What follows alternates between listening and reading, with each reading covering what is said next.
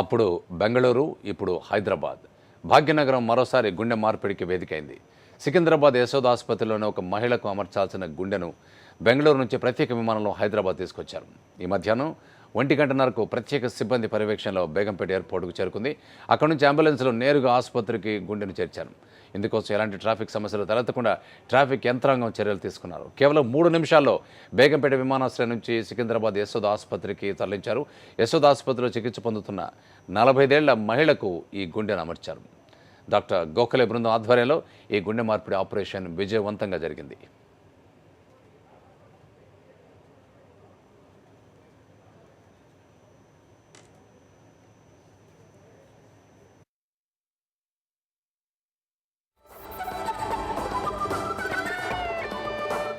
ఇంతకీ హైదరాబాద్లోని పద్మకు అమరుస్తున్న గుండె ఎవరిదో తెలుసా? షోలాపూర్కు చెందిన రోజువారీ కూలి చేసుకునే 30 ఏళ్ల వ్యక్తిది. 2 రోజుల క్రితం బెంగళూరులో అతడు రోడ్డు ప్రమాదానికి గురయ్యాడు. చికిత్స పొందుతూ ఆసుపత్రిలో బ్రెయిన్ డెడ్ అయిన అతని హార్ట్ను అవయవదానం చేసేందుకు మృతిని బంధువులు అంగీకరించారు. దీంతో బెంగళూరులో ట్రాఫిక్ నిలిపేసి రిట్రీవల్ బాక్సులో గుండెను భద్రపరిచిన వైద్య నిపుణులు ప్రత్యేక విమానంలో హైదరాబాద్ తీసుకొచ్చారు. పద్మకు అమర్చి ఆపరేషన్ను విజయవంతం చేశారు.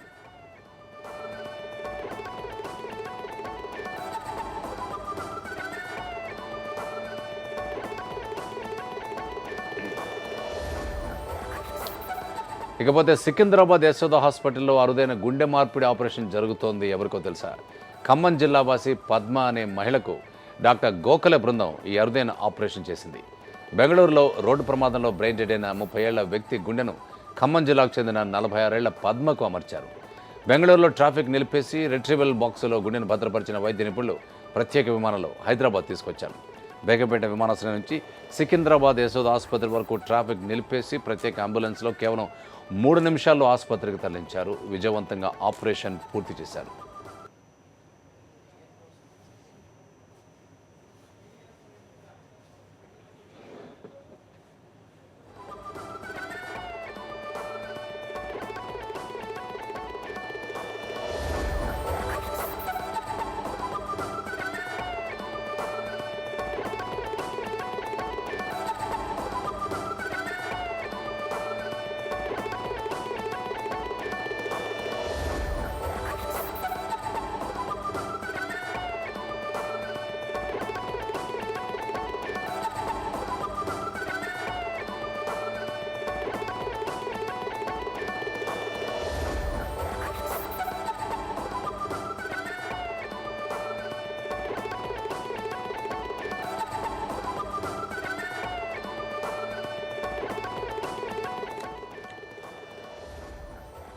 విజువల్ చూస్తున్నాం. ఈ ఫోటో విజువల్ ఉన్న ఈ ఫోటో శివనారాయణది, షోలాపూర్కి చెందిన వ్యక్తి.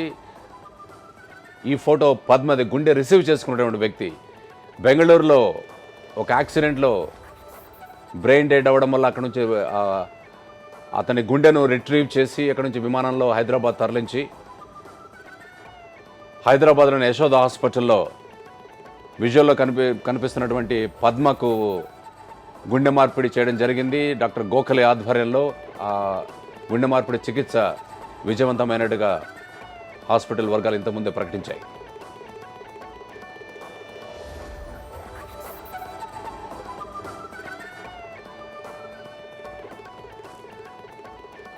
గుండె మార్పిడి ఆపరేషన్ విజయవంతమైన నేపథ్యంలో దీనిపై మరింత పూర్తి సమాచారం మా కరెస్పాండెంట్ శివశంకర్ అందిస్తారు. శివశంకర్, చెప్పండి, ఆపరేషన్ పైన పేషెంట్ బంధువులు ఏమంటున్నారు? గుండె మార్పిడి ఆపరేషన్ విజయవంతంగా నేపథ్యంలో డాక్టర్స్ ఏమంటున్నారు? ముందుగా గుడ్ ఈవినింగ్ ప్రసాద్. ఇప్పుడే కొద్దిసేపటికి సమయం యశోద డాక్టర్లు అరుదైన గుండె చికిత్సను విజయవంతం చేశారు. బెంగళూరు నుంచి అతి కష్టంగా దాదాపు ఒక వీఐపీకి ట్రీట్మెంట్ ఇచ్చినట్టుగా బెంగళూరు నుంచి ఎయిర్పోర్ట్ వరకు విమానంలో వచ్చిన గుండెను అతి తక్కువ సమయంలో యశోద హాస్పిటల్ తీసుకొచ్చారు.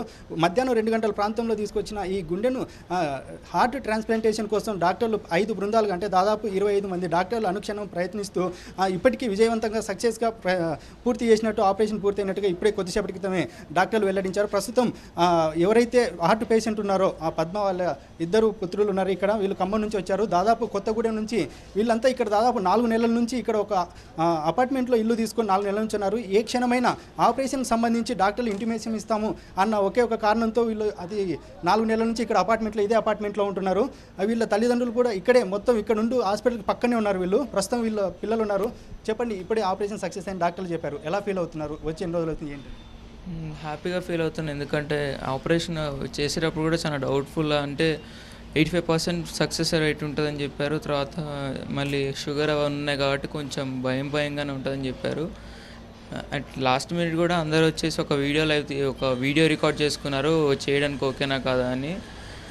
కానీ నాకు వరకు కూడా టెన్షన్ పడుతున్నాను. ఇప్పుడు సక్సెస్ అయిందని చెప్పారు, హ్యాపీగా ఫీల్ అవుతున్నాను.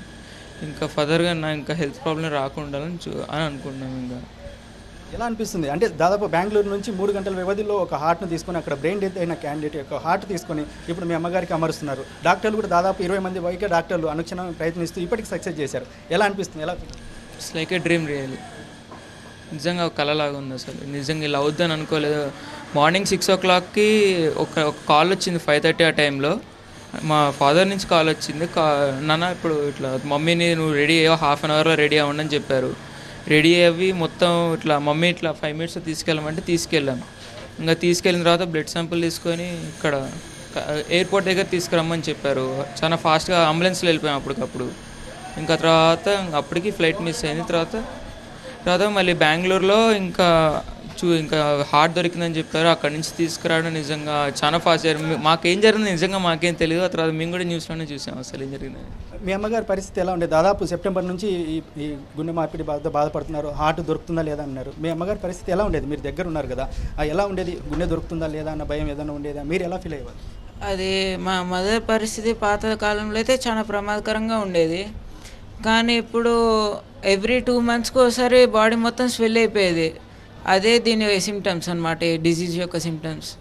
అయితే దీనికి సార్ ఏమన్నారంటే transplant is the only way అని చెప్పారు. అయితే ట్రాన్స్ప్లాంట్ చేయడానికి 4 months మా హార్ట్ దొరకడానికి టైం పట్టింది. కానీ 4 months తర్వాత వాళ్ళు మార్నింగ్ లైక్ ఏ డ్రీమ్ ఇవాళ హార్ట్ పిలిచారు మమ్మల్ని, హార్ట్ ట్రాన్స్ప్లాంట్ అన్నారు, చేశారు, సక్సెస్ఫుల్ చేశారు. We are so happy. పరిస్థితి ఎలా ఉండేది? అంటే బ్లీడింగ్ ఎక్కువ అవుతుండేది అన్నారు, చాలా క్రిటికల్గా ఉండేది పొజిషన్ అనేది మీరు చూస్తున్నారు, ఎలా అనిపించింది? చాలా బాధ అనిపించేదండి. ఒళ్ళంతా స్వెల్ అయిపోయి ఆయాసం వచ్చేసేది. దానివల్ల నడిచేపోయేవాళ్ళు can't walk and she can do anything, everything worst. It's very painful. మాకు అప్పుడు చాలా బాధ అనిపించింది, దీనికి వేరే ఉపాయం ఉందా లేదా అని.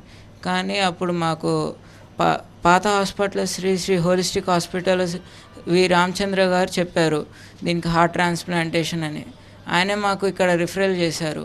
దానివల్ల మేము ఇక్కడికి రావడం, ఒక హార్ట్ ట్రాన్స్ప్లాంట్ ఇలా అవుతుందని గోఖలే గారు అవగాహన వేయడం వల్ల మేము ఈరోజు ఈ కార్యానికి ముందుకు అడుగు పెట్టాం.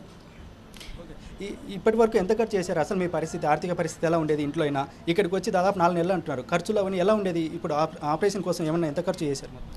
ఆపరేషన్ కోసం ఇల్లు అమ్మేసామని. ఈ ఇల్లు 15 lakhsకి ఇల్లు అమ్మేసాం. 500 ఉంటే 500 గజాలలో ఉంటే ఆ ఏరియాని అమ్మేసాం. ఏరియా అంటే ఇక్కడ ఈయన అన్నారు 25 lakhs వరకు ఎస్టిమేషన్ అవుద్దని చెప్పారు. ఇంకా మేము చేయగలిగినంత వరకు అయితే మా ఇల్లు ఒకటే ఉంది మాకు ఆధారం. ఇంకా ఇంటిని అమ్మేసి ఆ మనీ ఇక్కడ చేసాం. ఇంకా దానికోసం అని చెప్పేసి ఫస్ట్లో అయితే మేము సీఎం గారిని కలవడానికి వెళ్ళాను నేను, ఫాదర్ వెళ్ళారు.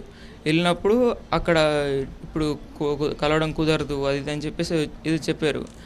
ఆఖరికి కలవకుండానే వచ్చారు మళ్ళీ. ఆ తర్వాత పోనీ మా ఇంటి దగ్గర ఇట్లా ఇల్లందులో ఒక ఎంపీ ఉన్నారు, ఆయన దగ్గరికి వెళ్ళారు. ఆయన దగ్గరికి ఎస్టిమేషన్ కాపీ, రియల్ కాపీ అన్నీ అటెస్టేషన్ చేసుకొని వెళ్తే ఆయన అన్నారు ఇట్లా ఈ రిలీఫ్ ఫండ్ అంటే 1 lakh 2 lakh అంటే హెల్ప్ చేయొచ్చు, కానీ 20 lakhs అనేది ఇట్స్ ఇంపాసిబుల్ అని చెప్పేసి కాదుకూడదని చెప్పేశారు. ఇంకా రోజువారీ ఖర్చులు ఎలా ఉండేది? మెడిసిన్స్ కానీ, తర్వాత రూమ్ రెంట్, తినడానికి 4 నెలల నుంచి ఇవన్నీ చూస్తూ మీ అమ్మగారి పరిస్థితి ఎలా ఉంది? రోజుకు 1000 ఉండేది. మేము మిడిల్ క్లాస్ ఫ్యామిలీ కాబట్టి రోజుకి ఒక 200 అంటేనే ఇట్స్ టూ మచ్ అనుకునే వాళ్ళం. ఇక్కడ వచ్చేసరికి డైలీ 1000 మినిమం అయ్యేది ఖర్చు. ఇంకా ఏం చేయగలం అని చెప్పేసి మమ్మీ నచ్చ చెప్పుకొచ్చుకోవడం ఇట్లా. ఇంకా మేము కూడా ఫస్ట్లో ఇంకా నాకు ఎందుకు ఆపరేషన్ అని చాలాసార్లు బాధపడ్డాను అనమాట. ఒకసారి సడన్గా ఇట్లా రిపోర్ట్స్ తీసుకురమ్మని చెప్పారు. నేను కాలేజ్కి వెళ్తుంటాను. నేను కాలేజ్కి వెళ్ళినప్పుడు నేను కూడా టెన్షన్ పడుతుండేవాడిని, ఎప్పుడే కాల్ వస్తుందో అని చెప్పేసి. సడన్గా ఒకసారి కాలేజ్ రిపోర్ట్స్ తీసుకురమ్మని చెప్పారు అంతే. యాక్చువల్గా దానికోసం బాగా టెన్షన్ పడిపోయారు. అలాంటిది ఇంకా ఆపరేషన్ అంటే చాలా ఎప్పుడు భయపడుతుండే. ఆపరేషన్ అంటే ఒక్కోసారి ఏడ్చేసి నాకెందుకు ఆపరేషన్, చిన్న ఏజే కదా, మీ చదువులు ఎందుకు చేయించుకుంటా అట్లా అనేవాళ్ళు. ఇంకా కానీ మమ్మీ నాకు చెప్పి నాకు నచ్చ చెప్పించుకోవడం అంతే. ఇంకా అంతకంటే ఏం చేయలేం కదా.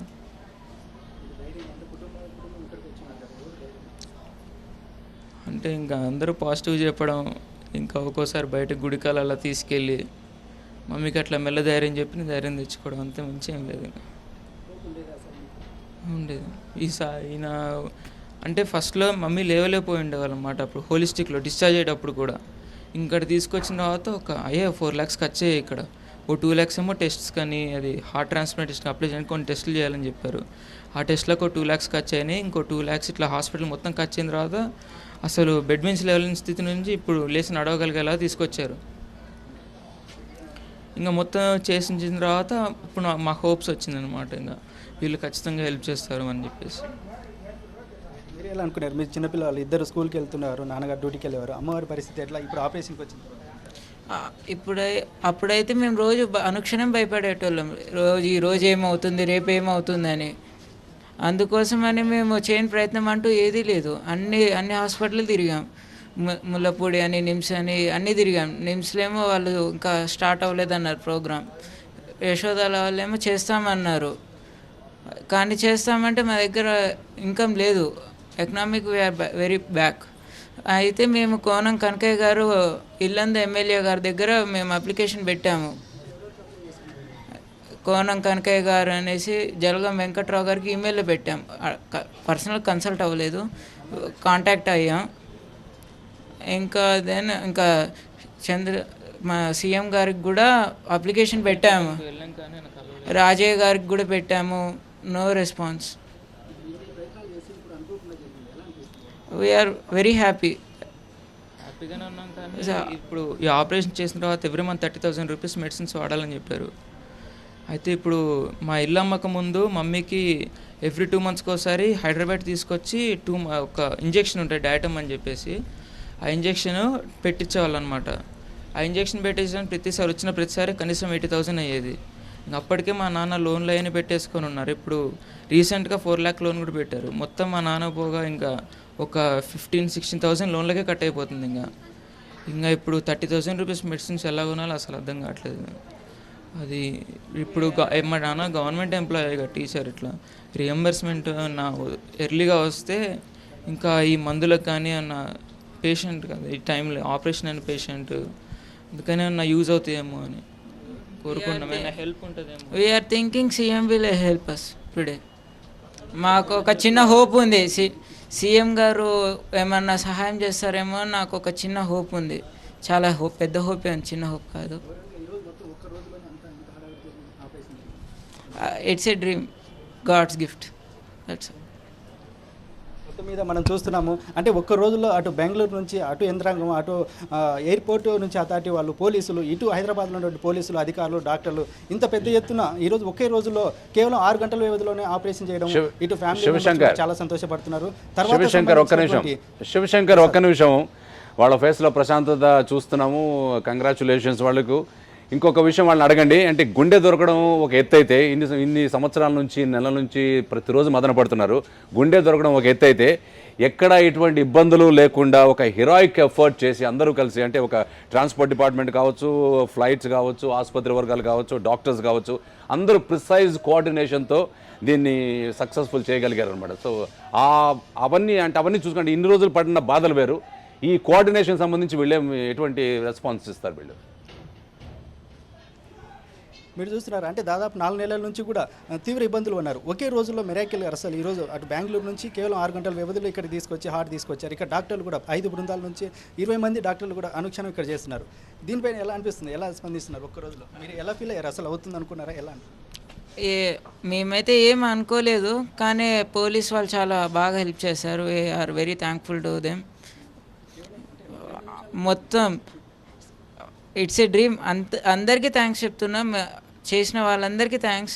మాకు సహకరించిన వాళ్ళకి, మా మమ్మీకి సహాయం చేసిన వాళ్ళకి, మా మమ్మీ హార్ట్ డోనర్ చేసిన వాళ్ళకి కూడా మా హృదయపూర్వక థ్యాంక్ఫుల్గా ఫీల్ అవుతున్నాం. కానీ హార్ట్ డొనేట్ చేసిన వాళ్ళకి మేము రుణం ఎప్పుడు తీర్చుకోలేము. వారి రుణం ఎప్పుడు తీర్చుకోలేము. యాక్చువల్గా కాలేజ్కి వెళ్ళేవాడిని. మీరు ఫస్ట్ ఊహించారా ఇవన్నీ జరుగుతున్నాయి? అసలు మీరు హాస్పిటల్లో ఉన్నారు, ఇంత హంగామా జరుగుతుంది, కేవలం 10 నిమిషాల్లోనే హార్ట్ ఇక్కడ తీసుకొచ్చారు, బెంగళూరు నుంచి వస్తుందని ముందు ఇన్ఫర్మేషన్ ఏమైనా జరిగిందా? జరిగిన తర్వాత ఎలా ఫీల్ అయ్యారు? ఇంత మార్నింగ్ 4:30కి పడుకున్నప్పుడు కాల్ వచ్చింది. కాల్ చేసి మా ఫాదర్ అన్నారు, ఇంకా మమ్మీని బ్రష్ చేయించి ఇట్లా రెడీ చేయించు అని కూర్చోబెట్టు, హార్ట్ దొరికిందని ఇన్ఫర్మేషన్ వచ్చింది. గోఖలే గారు చెప్పారు, తొందర రెడీ అవ్వండి అని చెప్పారు. ఇంకా రెడీ అవ్వగానే మమ్మీ రెడీ చేసి ఇలా కూర్చున్నా. వితిన్ 5 మినిట్స్లో ఇక్కడ తీసుకురామని చెప్పారు. ఇక్కడ తీసుకొచ్చిన తర్వాత ఇంకా వెంటనే బ్లడ్ శాంపిల్ తీసుకొని అంబులెన్స్లో అక్కడ అర్జెంట్గా, అంటే ఆయన బెంగళూరు వెళ్తున్నారు కాబట్టి ఎయిర్పోర్ట్ దగ్గర రమ్మన్నారు బ్లడ్ శాంపిల్ తీసుకొని. ఇంకా అక్కడి నుంచి రాజీవ్ గాంధీ ఎయిర్పోర్ట్ వరకు వెళ్ళాను. ఇంకా అక్కడి నుంచి ఆయన ఇలా బ్లడ్ శాంపిల్ తీసుకోలేదు, ఆయన అవసరం లేదని చెప్పారు, ఫ్లైట్ లేట్ అయింది అది. అందుకని ఆయన వెళ్ళిపోయి అక్కడి నుంచి ఇంకా అక్కడ ఆపరేషన్ అక్కడ చేసుకొని హార్ట్ తీసుకొని ఇటు వచ్చి ఇలా చేశారు. నేనైతే కాలేజ్కి వెళ్ళినప్పుడైతే ఇంకా చాలా భయపడండి. ఇప్పుడు కాల్ వస్తే ఎలా అని చెప్పేసి వితిన్ హాఫ్ అన్ అవర్ వెళ్ళాలి. ఇప్పుడు నేను బయటికి రాగానే నేను ఆటో పట్టుకోవాలా లేకపోతే ట్యాక్సీ చూసుకోవాలి, డైలీ ఏదో ఒకటి ఆలోచించుకుంటూ ఉండేవాడిని. లేకపోతే ఇట్లా ఏమన్నా క్యాబ్స్ దగ్గరలో ఏం క్యాబ్స్ ఉంటాయి, ఇట్లా డైలీ ఇది నెంబర్లు అన్నీ సేవ్ చేసుకొని ఇట్లా ఇవి వెళ్తుంటే ఇక్కడ వాచ్మెన్ ఉంటారు, వాచ్మెన్ నెంబర్ తీసుకొని నైట్ వాచ్మెన్ అయితే నైట్ వాచ్మెన్, మార్నింగ్ అయితే మార్నింగ్ ఇట్లా ఆయాలి ఎవరైనా ఉంటే అందరి నెంబర్లు తీసుకొని జాగ్రత్త పెట్టుకున్నాను అనమాట. ఇంకా కాలేజ్లో సడన్గా కాల్ వస్తే కానీ నేను వెళ్ళేలోపు ఏదో ఒకటి హెల్ప్ చేస్తారని చెప్పేసి. కానీ ఇప్పుడు సాటర్డే మళ్ళీ మా పెదనాన్న వాళ్ళందరూ ఉన్నారు. నిజంగా మొత్తం అనుకూలంగా జరిగినాయి అనుకోవచ్చు. ఎందుకంటే మా అన్నయ్య కూడా సాఫ్ట్వేర్ ఇంజనీర్, వాళ్ళందరూ యాక్చువల్ అవైలబుల్ ఉండరు. ఇంకా సాటర్డే కాబట్టి వాళ్ళందరూ వచ్చారు, పక్కన ఉన్నారు, ఇట్లా ధైర్యం చెప్పారు లాస్ట్ మూమెంట్లో ఆపరేషన్ చేసే ముందు. బంధువుల సాయం ఇది ఒకటైతే, అంటే పక్క రాష్ట్రం నుంచి ఈ రాష్ట్రంలో కూడా పోలీసులు, అటు ఎయిర్పోర్ట్ అధికారులు, ఇటు డాక్టర్లు, ఇంతమంది ప్రజలు కూడా అసలు పెద్ద ఎత్తున ఆ వెహికల్ వస్తున్నప్పుడు అంబులెన్స్ కూడా ఎవరే కానీ అడ్డంకి లేకుండా తీసుకొచ్చారు. ఎలా ఫీల్ అవుతుంది? నిజంగా చాలా థ్యాంక్ఫుల్ ఫీల్ అవుతుంది. ఎందుకంటే ఇంకా లక్ అని చెప్పుకోవచ్చు ఒక మాటలో చెప్పాలంటే. ఇంకా ఫీలింగ్ లక్కీ అంతే, చాలా లక్కీగా ఫీల్ అవుతుంది. ఇంకా ఇంత అన్ని పరిస్థితులు సహకరించి మళ్ళీ ప్లస్ ఒక పెద్ద ఆపరేషన్ ఇంకా హ్యాపీగా అయిపోయి రీసెంట్గా చెప్పారు కదా ఇంకా ఆపరేషన్ సక్సెస్ఫుల్ అని, ఇంకా ఒక టెన్షన్ తీరిపోయింది. అదే హ్యాపీగా ఫీల్ అవుతున్నా అసలు నిజంగా. మనం చూస్తున్నాము అసలు ఈ ట్రీట్మెంట్ ఒకెత్తే అయితే అక్కడి నుంచి రాసుకున్న దానికి, అంటే ఆ గుండె దానం చేసిన వ్యక్తికి, అదేవిధంగా సహకరించిన ప్రతి ఒక్కరికి వీళ్ళు మనస్ఫూర్తిగా హృదయపూర్వకంగా కృతజ్ఞతలు తెలుపుకుంటున్నారు. అదేవిధంగా ఆపరేషన్ జరిగిన తర్వాత ఇంకా 36 అవర్స్ వరకు వెంటిలేషన్లో ఉంటుంది ఈ పద్మ గారు. తర్వాత డాక్టర్లు ప్రెస్ మీట్ ఏర్పాటు చేసి పూర్తి కండిషన్ను వివరిస్తామని చెప్పారు. తర్వాత కూడా పూర్వ స్థితిలో లాగానే వాళ్ళ అమ్మ కళ్ళ ముందు తిరగాలని పిల్లలు కూడా అనుకుంటున్నారు, అదేవిధంగా డాక్టర్లు కూడా ఆశిస్తున్నారు. శివశంకర్, మీరు చెప్పినట్టుగా అంటే ఇప్పుడు మానసికంగా ఆ పిల్లలిద్దరూ, అంటే పద్మగారి పిల్లలిద్దరూ ఎటువంటి ఆలోచనలు వస్తున్నాయి మానసికంగా? అంటే వాళ్ళకు ఒక ధైర్యం, జీవితంలో మనం ఏదైనా సాధించగలము, మనస్ఫూర్తిగా కోరుకుంటే ఏదైనా సాధించగలము అని చెప్పినని భావిస్తున్నారు వాళ్ళు.